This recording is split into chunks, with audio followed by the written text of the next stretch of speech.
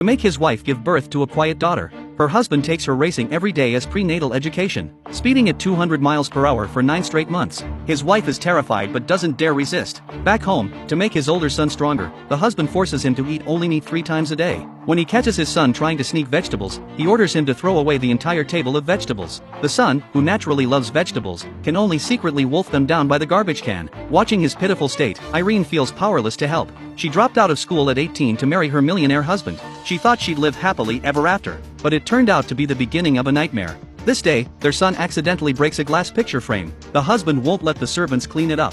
Instead, he makes his son pick up every piece of broken glass. Even when the little hands get cut and bleed, he shows no sympathy. He blames it all on his wife's failure to be a proper housewife, saying she doesn't stay home to support her husband and raise children, but insists on going shopping. Irene can only stay silent under his scolding. She has no voice in this household. She sadly bandages her son's wounds. The thoughtful son kisses her hand and says his physical pain doesn't compare to mommy's heartache. After each of her husband's rages, Irene tells herself to just endure it. But this day she's suddenly called to school by the teacher. They say her son hit a female classmate, causing the little girl to go missing. Irene asks him why he did this. He actually says it's because he couldn't stand the girl, so he punished her. Irene anxiously searches with the teacher for ages. Finally, they find her in a bag by the dumpster. When the little girl is pulled out, her face is red from being suffocated. She nearly died from lack of air. Irene feels waves of fear. She doesn't scold her son but holds him and cries. If this continues, he'll only become more and more like his father. She suddenly decides to escape from her controlling husband. As soon as she gets home, she immediately packs to leave with her son.